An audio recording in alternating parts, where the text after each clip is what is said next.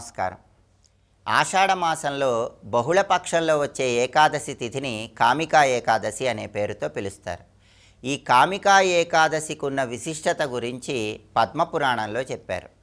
ఆ విశిష్టత ఏంటంటే, కేదారేశ్వరుణ్ణి దర్శించిన ఫలితం రావాలన్నా, కురుక్షేత్రంలో బంగారం దానం చేసిన ఫలితం రావాలన్నా, దేవగురువైన బృహస్పతి సింహరాశిలో ఉన్నప్పుడు గోదావరి నదిలో స్నానం చేసిన ఫలితం రావాలన్నా కామికా ఏకాదశి రోజు ఏకాదశి వ్రతం చేయాలని పద్మపురాణంలో చెప్పారు.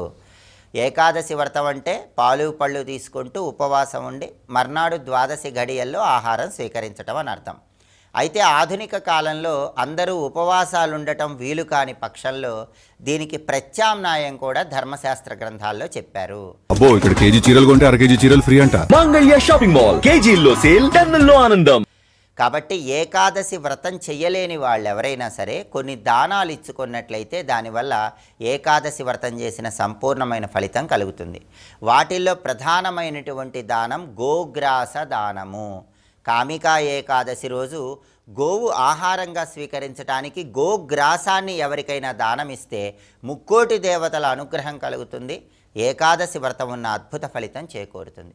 అలాగే ప్రధానంగా తులసి కోట దగ్గర ఆవు నెయ్యితో దీపాన్ని వెలిగించిన, శ్రీకృష్ణుడి దగ్గర దీపాన్ని వెలిగించిన శరీరం విడిచిపెట్టిన తర్వాత సూర్యలోకం సిద్ధిస్తుందని కూడా పద్మపురాణంలో మనకు చెప్పడం జరిగింది. అంతటి ప్రాధాన్యత ఉన్నటువంటి ఏకాదశి ఈ కామికా ఏకాదశి.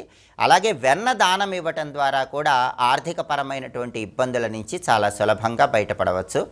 అలాగే కామికా ఏకాదశి సందర్భంగా ఓం శ్రీకృష్ణ పరబ్రహ్మణే నమః ఈ మంత్రాన్ని ఇంట్లో దీపారాధన చేశాక 21 సార్లు పఠించడం ద్వారా సమస్త శుభ ఫలితాలు చేకూరుతాయి. అయితే తులసి కోట దగ్గర దీపారాధన చేయవచ్చు, కృష్ణుడి దగ్గర దీపారాధన చేయవచ్చు. ఎక్కడ దీపం పెట్టినా ఈ మంత్రం చదువుకుంటే అద్భుత ఫలితాలు కలుగుతాయి. అదేవిధంగా ఈ రోజుకి ఇంకొక ప్రత్యేకత ఉంది. హైదరాబాద్ లాల్ దర్వాజా సింహవాహిని బోనాలు. ఈ సందర్భంగా అమ్మవారికి వేపాకులు కలిపినటువంటి పసుపు నీళ్లు సమర్పించటం, శాకం ఇవ్వటం ద్వారా అమ్మవారి సంపూర్ణమైన అనుగ్రహం కలుగుతుంది. అమ్మవారి ప్రీతి కోసం రకరకాలైనటువంటి నైవేద్యాలు, చక్కెర పొంగలి, ఈ బెల్లం పొంగలి, ఇటువంటి నైవేద్యాలు అమ్మవారికి సమర్పించినట్లయితే అమ్మవారు నైవేద్యాలంటే ఎంతో ప్రీతికరంగా స్వీకరిస్తుంది. కాబట్టి ఆరోగ్యపరమైన సమస్యల నుంచి సులభంగా బయటపడవచ్చు. అలాగే హైదరాబాద్ లాల్ దర్వాజా సింహవాహిని బోనాల సందర్భంగా ఓం మహాకాళికాయై నమో నమః ఈ మంత్రాన్ని కూడా ఇంట్లో దీపారాధన చేశాక 21 సార్లు పఠించండి. కాబట్టి కామికా ఏకాదశి, లాల్ దర్వాజా సింహవాహిని బోనాలు ఈ సందర్భంగా ఏ మంత్రాలు పఠిస్తే సమస్త శుభ ఫలితాలు చేకూరుతాయో ఇంకొకసారి చూద్దాం. మరి ఓం శ్రీకృష్ణ పరబ్రహ్మణే నమః ఇది మొదటి మంత్రం.